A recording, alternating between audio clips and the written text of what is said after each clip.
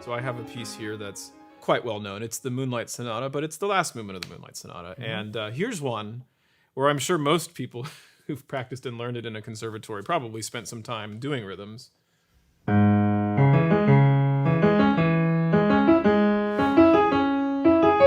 Now, say what you want. Say what you want. It's helping me notice my thumbs. And then I can do it.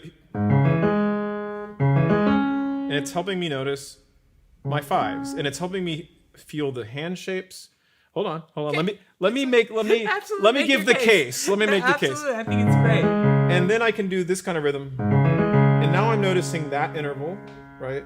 The sixth, the fifth, etc. So this kind of pausing for a moment allows me to sort of freeze time and notice shapes, hand shapes, keyboard geometry and geography, checkpoints in my mind, right? It can help me just sort of store information so that when I am going faster, I have, all these checkpoints are sort of embedded and it just sort of flows, right? So it's also intellectual work. I'm building the passage into my mind and I'm trying to feel out its patterns when I'm doing that, right? So is that so bad? Okay, so I want to say this. First of all, why can't all of the things that you're talking about, which are valuable, intervallic relationships, all that, why can't that happen inside of the choreography needed to play the passage? Okay, fair point. Okay, so I don't think they're mutually exclusive. Sure. Okay. The second thing is, while you're doing certain things, when I look at that passage and see what makes it tick, you're actively working against yourself. Okay, could I actually play it up to speed and so you could, because I was just sort of trying it. Yeah, but I'm rhythms. just saying. But I'm saying if what I'm talking about, what you're asking me first is about the practicing that method. Yeah. So what I want to say about the passage is that when you stop on the thumb, that's actually the first note of a group. That's a beginning. That's not an end. When you practice it the way you're doing it, you're making this the end. This is the this is the end. End. Well, here's the thing. If you look at grouping, what she discovered is that the brain works best when it creates a dominant direction. What do I mean by that? The dominant direction here is 4 notes up. So it starts from here.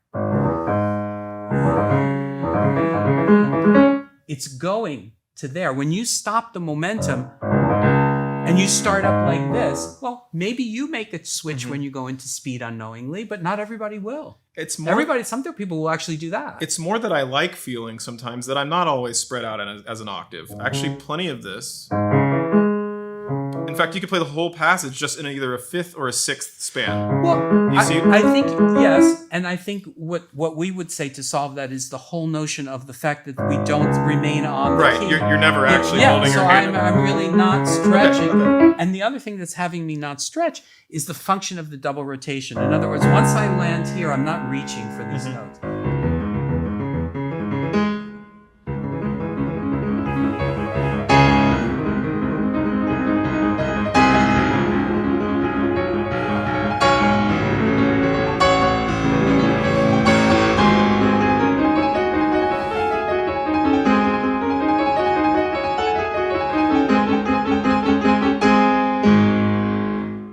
It's good. Look, the point here is not what I'm hearing. You play very, very well. It's your experience of your own playing is what I'm interested in. I want to help you feel if something you feel can be easier or better. Then I want to interject. Now I noticed, to my eye, but I have no way of knowing actually because you're playing very fast and so it's all internalized. Yes. But I think that your thought is to move over to the 5th finger. Maybe. Well, you might be right, but I'm not conscious of that. Okay. Can you do it once more and see if that's what you're doing? Maybe it is. Yeah, I think I am worried about that. So maybe I should be a little more what I was saying is it's causing the arm to do more or less an undershape to get over there. Okay. Now, the problem with that undershape is when I do an undershape in a place where an undershape is not supposed to exist, then it does something bad, which is it brings my thumb over to here, and then I have to to twist back. So there's this like excess motion. Right. So I see you effortful in getting back to your thumb, which you also trained to stop. So the double whammy of twisting over there and stopping on that note, I think, creates more difficulty than you need in the passage. So let's try some things, okay? I should show this, though, so maybe I can see. Sure. So the interesting thing of passage like this, when we talk about shaping and shaping possibilities, there is the under-over, which would be like this. Now, that frees the arm in one sense, but it's not the most economical shape. The most economical shape is one that comes 1, 2, 3, 4, 5 notes over. So what does that mean? I'm moving laterally, but I'm not moving laterally in a circular way. I'm moving laterally as the rotation takes me over there and puts me right where I need to be for my thumb. So you can see there's the effort to go up and back and up and back creates a lot of tension. But when I do it like this, I'm basically look like I'm not moving. Right. I think. But there is a shape going on. There is. Just very this is the shape from thumb to thumb. So it is an undershape. It's just it doesn't require some kind of circle. No, it's an overshape. It's an overshape, what we call an overshape with a change of direction. That's the end of the overshape. Oh, I see. So instead of, but what would an undershape look like? Because then you have to come back down and set your thumb there. Yeah. So really, I can think of myself as kind of just carrying my thumb. You could do it that way, or you could just sit there and, okay, what's it like to move across those fingers? Now, your in and out is pretty good. I see a lot of people in this passage. What happens is they come out here, and then they're not in a good position. Yeah, they're not ready. So it doesn't come out very much because of this. So let's try. Let's try this. Okay. So you're here. We'll go slowly.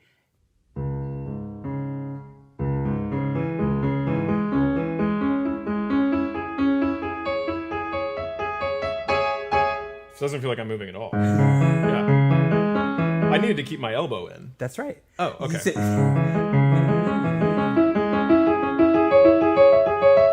I feel much more grounded just feeling the left side of my hand. Okay, really. Can I fix one other thing? Because I want you to do it one more time. I'm gonna, if you don't mind, I'm gonna stop your arm at the, like she said, at the scene of the crime.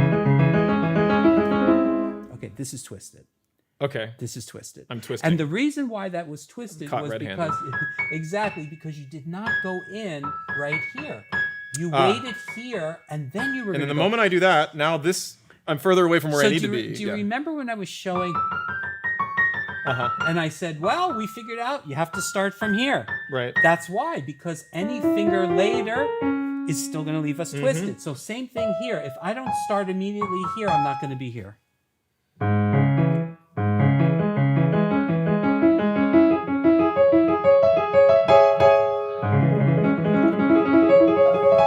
Okay.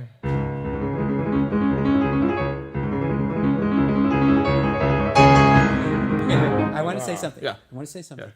What I heard was that the two notes in between the main beats were far more even this time. Okay. Did you hear it? Yes.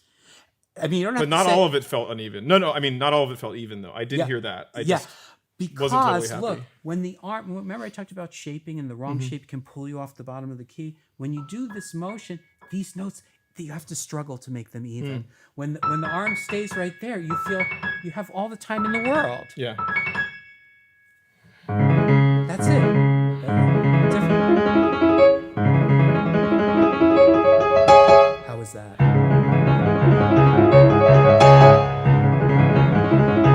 I like it.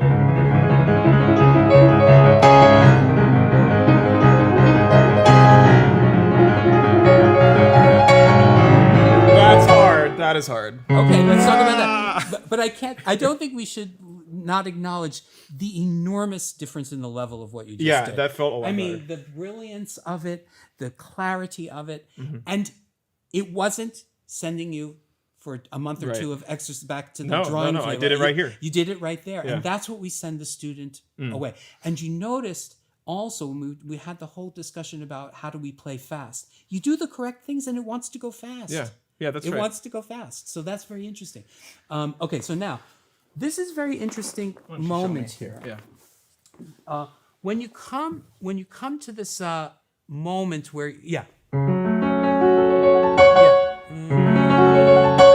okay, let's take a look at this and It's what's a fourth happening. finger problem. You're going to 4? Well, even if I went to 3, it just feels trapped in there. When I need to be really feeling power. Okay, let me ask you a question. Yeah. Are you coming out to 2 and 3, and then back in? Well, I use 4. I go 1, 2, 4. I try to just stay in and just have strong fingers. I don't know. Yeah. Okay. Okay, we're going to do this a different way. Okay. So remember when I talked about the C major scale, how when you move from 1 to 2, you get a little bit higher? I want you to do that here. I want you to get a little bit higher. And the 5 is on the way down to the thumb.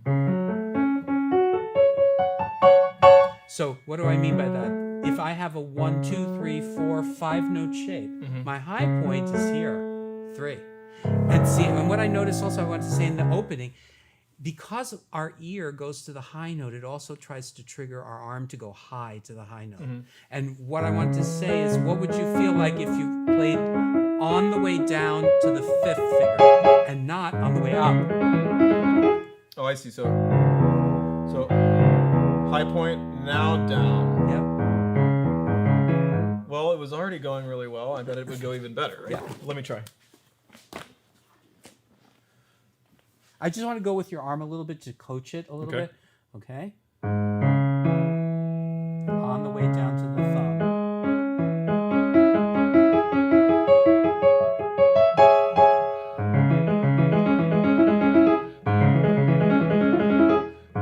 I think the reason this might have felt high is because I needed to make sure I really want I really want that to be even more, because look, it's a very particular finger because there is a slight adjust. It's what we call a back forward. We're playing back, but the arm feels also the forward, and that gives you the sound. Yes.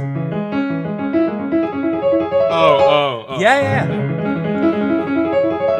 Now it feels good. Okay, but I don't think I'm doing the end that you're telling me about. Okay, let's get here. So now I'm you say 3. Can I try it with 4 first, or would you just? You can try it with 4. It's not a good fingering high for me. point. Right. Well, this feels weird if I need to come back down here. So maybe I do need 3. Well, get higher to 4 actually. Yeah, good. Now, can you come out a little bit on the 2 and 4? Good. And then forward and down to the. That's right. That's right. I see why 3's better, because it gets me to the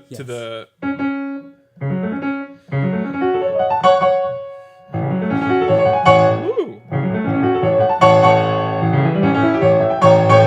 Okay, yeah. I don't know why I didn't pick 3. I think it's because I felt twisty. But if the arm is in the right place, 3 is a very good finger. That's right. So then I'm up. Good.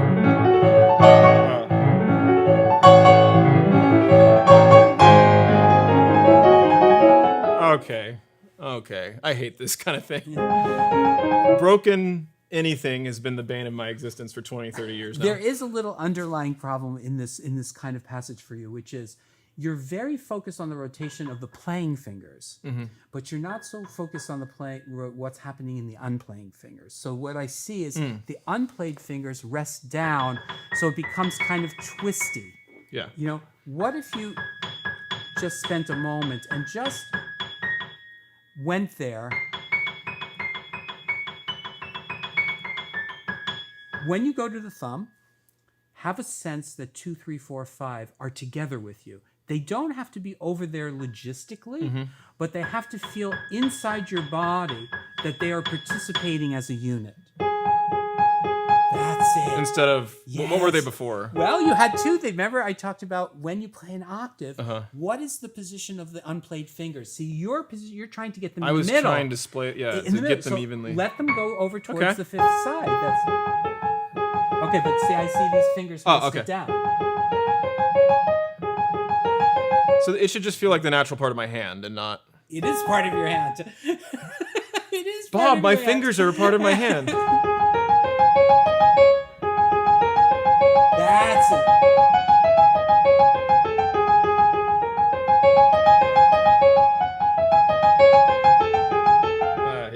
Now here, stay inside. Honestly, when I get there, I feel okay.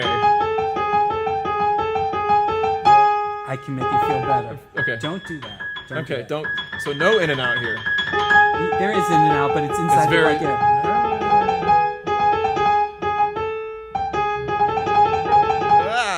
No, you're Okay, what is coming it? out too far. You're coming out too Oh. far. Oh, so I just dropped the pinky in here. You know, you have a wide hand. Can you do the seventh with a 4? It feels weird, but Okay. yeah. Oh, maybe, yeah. Maybe. Didn't think you could. Maybe. Yeah, maybe. I mean, It's possible Yeah, with it's the possible. 5. It's just bigger motion. yeah. I like the 4. Should I be feeling more this or more this? No, you have to feel evenly. Dee-da, dee-da. You have to feel the mechanism go back and forth. more Often when I evenly. nail something, though, I pick an aspect of the figuration to focus on, and it sort of makes everything better. So, like right now, I'm just going to think about my thumb. It was pretty good. Wait a second. I'm going to be bad with you. Okay. I'm going to be bad with you. You've been through many, many degrees in higher learning, and you're a brilliant guy. Too many. Yeah. Why are you still having that problem now? I. If all your markers and I'm focusing on this, but you're still having this issue because you're raising it to me. I didn't tell you had the issue. Because You piano raised playing it to is me. hard, Bob. You It's raised really it to me. damn hard. So what I'm trying to Yeah. say is you can alter the thinking ever so slightly. What I would concentrate on is those basic things. In other words, when you rotate to the thumb, it's a rotation back to the 5. Okay. So, and it's equal in both directions. So when you go back and forth, don't pick favorites. Right, because I just picked the moving line usually, and then Yeah, I you're hope for the picking- best. You're with playing favorites and your 5th finger's suffering. That's right. Okay, now I have to get scrunchy. I don't like the fingering that you like. Okay, I honestly never thought about the fingering because I hate every fingering because I hate how scrunchy my hand gets here. Okay. No, because I'll show you And I'm why. up on I'll black show you very keys. specifically why. Okay. Okay. Sorry. This part you do really well, but here you stay in this position, and this is what's making that hard. So, Should I stop using 5? what do you mean stop using? Like 5? use a different finger on the No. G sharp once No, it gets I'm using close? 5. Okay. Let me see. Right here, move across. Now start a new group coming down. Okay. Okay, so I just. So that's a group. Okay. It's a grouping, and it's also a position of the forearm. Okay.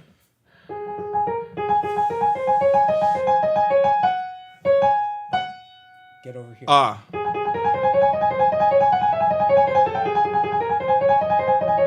Oh, I just have to get over here. I just need to be here instead of there.